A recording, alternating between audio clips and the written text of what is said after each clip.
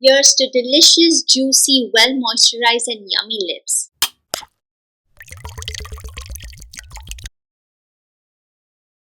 Hi my fellow lovely beings, today's video is kind of fun, so let me get out of my scrubs since that kind of gives the serious vibe, doesn't it?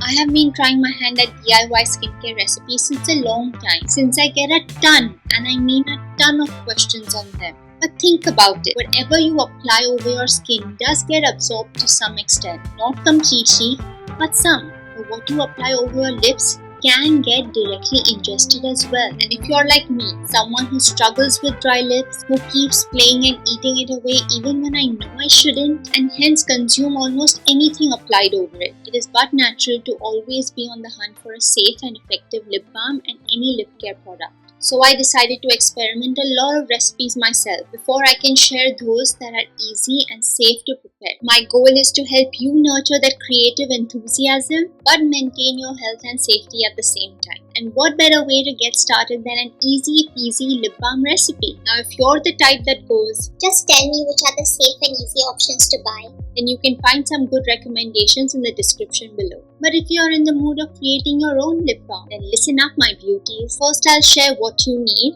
as in the ingredients and equipments, and then I'll show you how to make it. But thereafter comes the most important part, the instructions. I know everyone is always excited to try something new, but after you make it, you then start pondering about questions like how long can you keep it? How are you supposed to store it? You get the point. So make sure you pay attention to those details as well. Alrighty, so all you need to create my lovely homemade lip balm is beeswax pellets, shea butter, and sweet almond oil. That's it. Can you believe it? I promised it's very easy, and you can obviously substitute and make a variety of lip balm flavors and textures, but this is the most basic recipe that I love and want you to start with. Now the optional add-ons or the add-ins are honey and either vanilla extract or an essential oil of your choice. Now I'll explain which to choose and which not to and why, but first let's discuss the equipment needed. This is no science experiment, and I hate having a dozen different utensils for different purposes, so I'm making use of what is currently available in my kitchen, and I'm hoping the same is true with you. So all you need is a saucepan or any big vessel, an oven safe or a heat safe bowl, or if you don't have that, a smaller vessel that can fit into a larger vessel will do, a stirrer or a spatula, and these cute little lip balm tubes in which you'll store them. You can replace the saucepan and the bowl with a double boiler. I don't have a specific one, so we're going to make use of this today.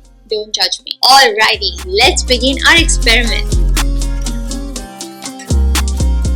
In a small saucepan, bring about a pint of water to simmer over medium heat. Then you place an oven-safe bowl over the saucepan, making a double boiler. Then you add beeswax, shea butter and sweet almond oil to the bowl and heat until the beeswax melts, stirring every now and then. In this recipe, I am using 1 tablespoon plus 1 teaspoon of beeswax pellets. I prefer using pellets over a block since they are easier to measure and manage. And I have used 1 tablespoon of shea butter and 2 teaspoons of sweet almond oil. In case you aren't able to take notes, don't worry. You can always refer to the blog article that is linked in the description below. It has a printable version of the entire recipe with instructions. Till the beeswax melts, I wanted to say a quick hi! In case you're new to the channel, welcome. I'm Dr. Sanoba Peza Doctor. I'm a board certified dermatologist practicing integrative and holistic dermatology. So you won't only find me speaking about traditional skincare and hair care, but I teach you how to strike a balance and understand what is good for you and what isn't. Because every human body is different. On this channel, we discuss everything related to skincare, hair care and healthy aging. So if that is something of interest to you, make sure you hit the subscribe button so that you don't miss out on any new video that gets uploaded. And in case you are enjoying this particular video, then please smash the like button and leave your feedback in the comments below.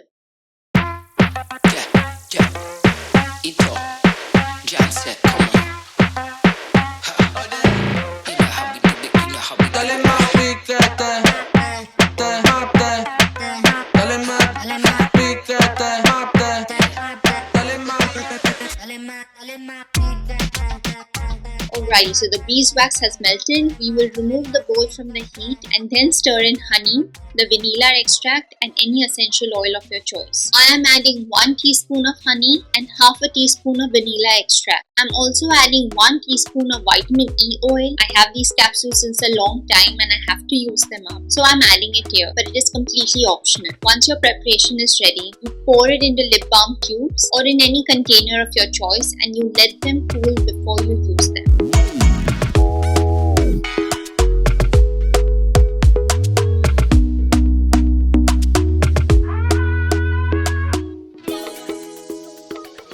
Now comes the most important part, the instructions. These lip balms, if kept in a cool, dry place, can last up to 2 years. It is believed that the vitamin E oil helps extend the shelf life even further. I know it is an optional add-on as it is not meant for everyone, but it is good to know. What is the consistency of this lip balm? This recipe will make a medium firm lip balm. If you prefer a firmer version, you can add more beeswax, up to double the recommended amount. But if you prefer a smoother or a more oilier lip balm, then you can reduce the amount of beeswax. Can you use other alternatives to the ingredients that we used? Of course, as I mentioned before, you can have a variety of different flavors and textures. Like you could use cocoa or mango butter instead of shea. It is just that the consistency and the amount required will vary a bit. I have just shared a very basic and one of the first recipes that actually turned out to be perfect for me. Let me know in the comments below if you would like me to share other variations as well. What about essential oil safety? I have seen a lot of cases of contact dermatitis or allergies because of them.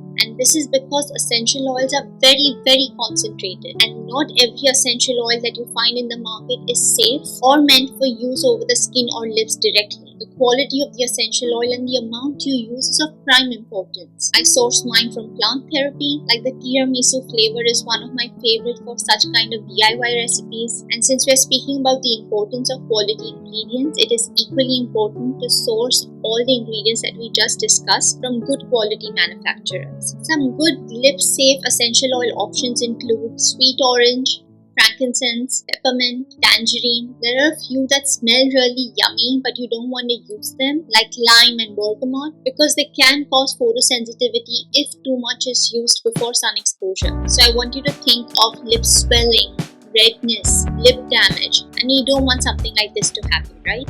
And quite frankly, there are so many good options available in the market today that you don't need to create your own. Moreover, there are a lot of issues with DIY recipes, like safety, preservation, stability. There is a reason why companies spend millions and millions of dollars on R&D, that is research and development. I know saying this won't stop the experimentation, and I kind of enjoy these DIY projects too, but with everything, always use your common sense. Like for example, a DIY sunscreen is a complete no-no.